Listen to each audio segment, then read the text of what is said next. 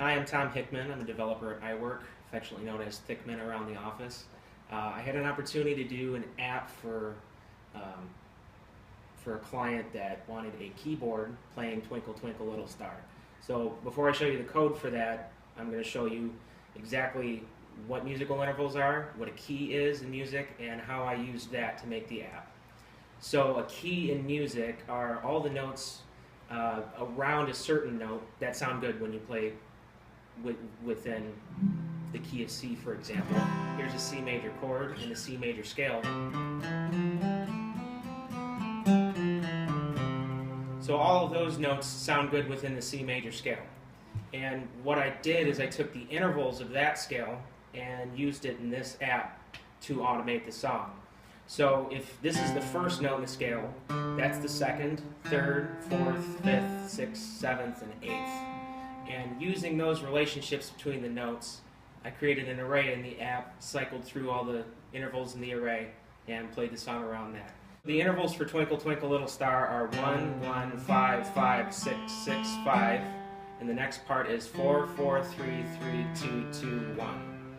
And when we're looking at the key of C, or the key of D, or the key of F, the interval always stays the same. 1, 5, 6, 5, 4, 3, 2, 1 is Twinkle Twinkle Little Star. So let's go take a look at the code. So here's where I wrote the song intervals out. Like we talked about before, Twinkle Twinkle Little Star uses 1, 1, 5, 5, 6, 6, 5, and I wrote this in the key of C just like I played before. This is the thread that I'm using that's responsible for going through those intervals and playing it. The sleep just means rest, take some time before you play the next note so they just all don't play at once. Down here, this handles when you actually click a key and it's looking to see what is the next note that it wants to play, or that it's supposed to play. So when the thread sends the message out to play the note, it's going to perform the click on the button, tell it to press the button, and that's what actually calls the key to press. And when the key is pressed, it takes the appropriate sound for the key and then plays it. And that's the easiest way to use intervals to automate a song with Android, and in my opinion, it's the easiest way.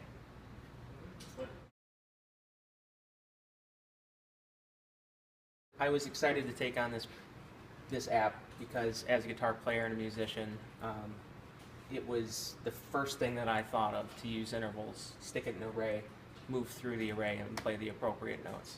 So it was cool that being a musician with not many other musicians around the office, let alone musicians who develop an Android, it was fun to do this. It was a quick and easy way to implement it, and I think it turned out really cool.